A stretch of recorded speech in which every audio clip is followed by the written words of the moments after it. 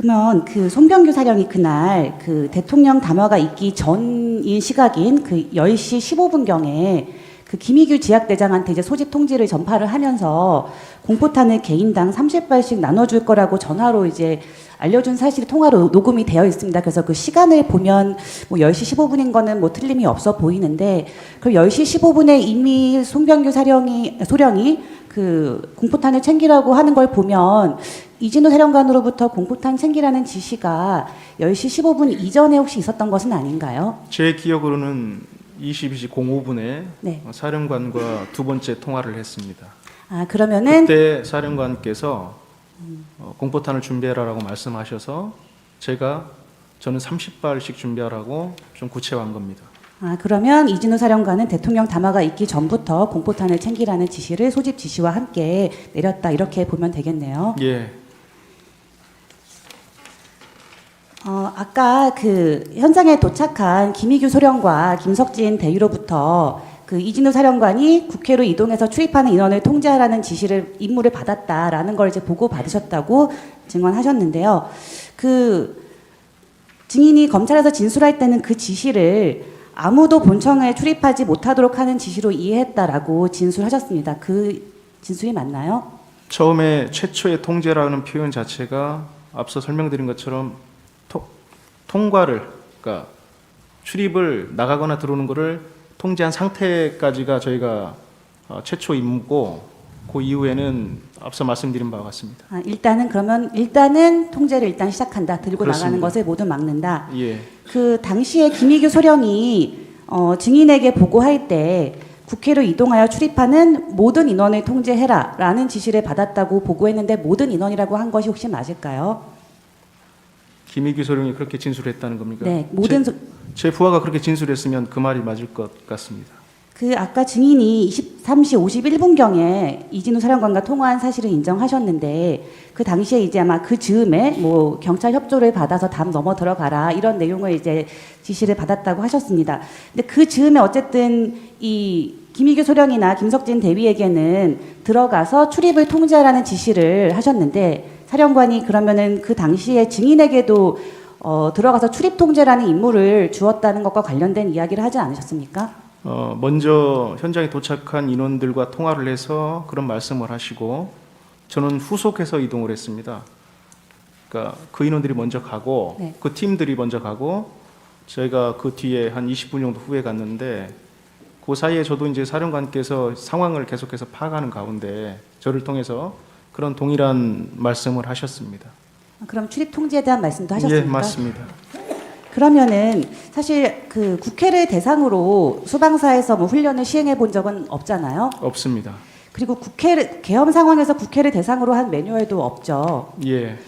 그러면은 김희규 소령이나 김석진 대위로부터 혹은 이진우 사령관으로부터 이제 출입 통제를 해야 된다라는 임무를 이제 받으셨는데, 이게 매뉴얼에도 없기도 하고 또 평소와 달리 지금 실탄이나 총기까지 안 가지고 비무장으로 들어가라고 지시를 이제 받으신 상태인데, 예. 그러면 비무장으로 들어가서 본청 출입 통제를 왜 해야 되고 어떻게 해야 되는지에 대해서 좀 그 의미가 무엇인지 이런 거를 좀 물어보셨을 것 같거든요. 그런 것을 물어보지 않으셨습니까?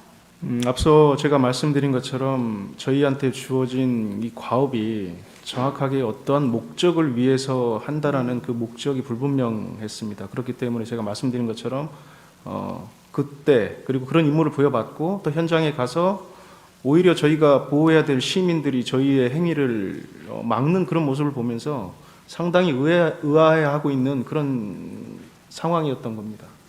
그 아까 이제 예. 현장에 이제 경내로 진입한 김희규 소령이 한 28분 새벽 한 28분 29분경 예. 그 즈음에 이제 그 본청 건물 가까이에 진입을 했잖아요. 예. 그때 이제 아마 증인에게 보고를 한 것 같습니다. 국회 본청 건물에 정문으로 갔는데 뭐 특전사 인원과 사람들이 대치하고 있었다, 이런 보고를 받으셨죠. 예, 예, 그렇습니다. 그때 김희규 소령이 경찰에서 진술하기로는 국회의사당 출입구에 민간인이 많아서 민간인도 다치고 우리도 다칠 것 같다, 그래서 국회의사당 안으로 못 들어간다, 이렇게 보고를 했다고 하는데, 그 김희규 소령이 국회의사당 본청 안으로 못 들어간다고 보고한 사실이 맞나요?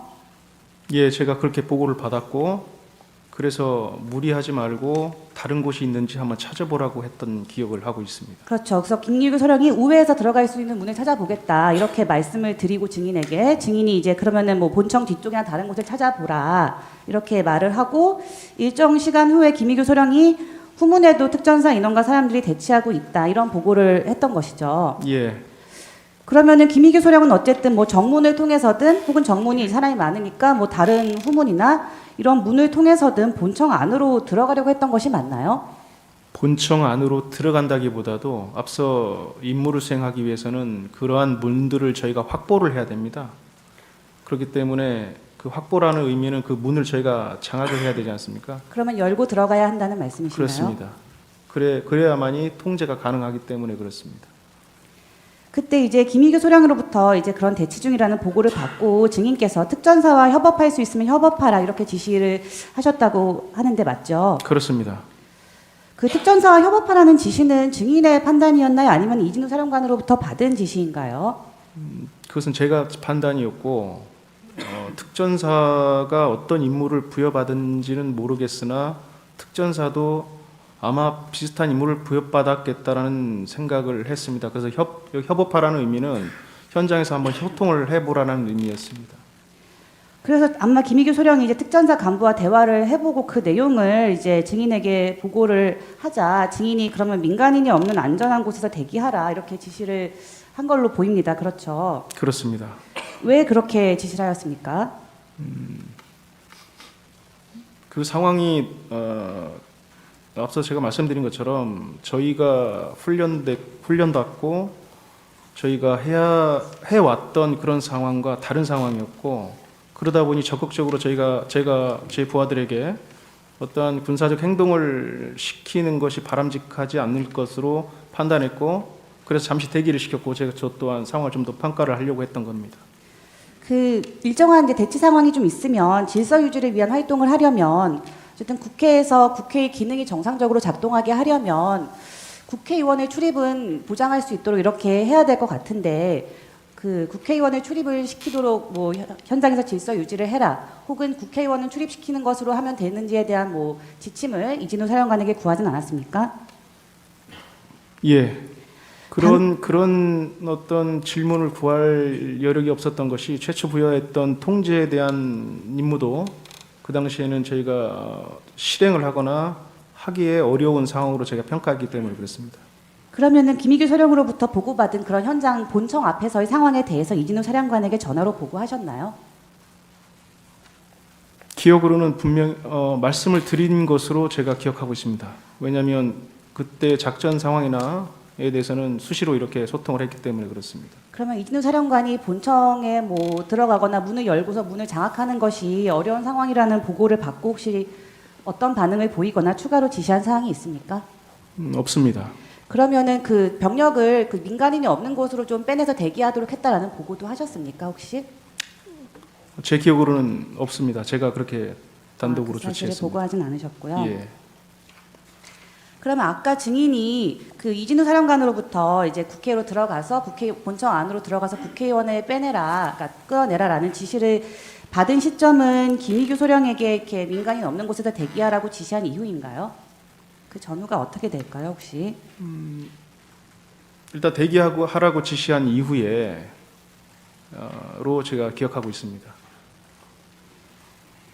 아까 이제 그 김희규 소령으로부터 이제 김희규 소령에게 그 이진우 사령관의 그 국회의원과 특전사가 같이 출입문으로 나오면 민간인 사이에서 통로를 만드는 걸로 지원해라라는 지시를 이제 김희규 소령에게 전파를 했는데 예. 그 특전사가 들어간 이유는 국회의원을 끌어내려고 들어갔다는 것은 혹시 어떻게 아셨나요?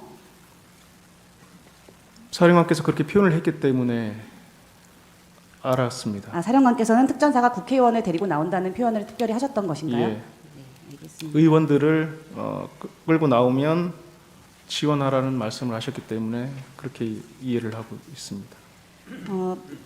마지막 질문인 것 같은데요.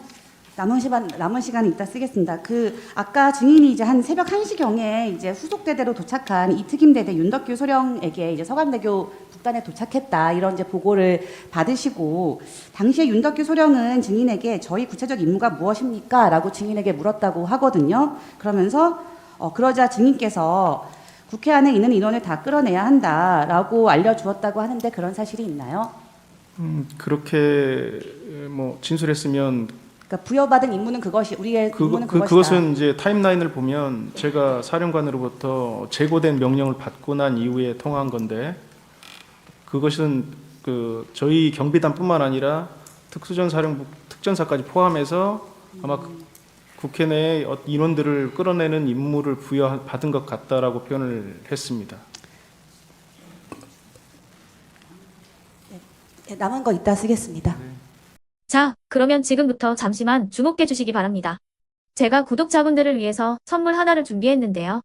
제가 항상 여러분들께 드리는 말씀이 있습니다.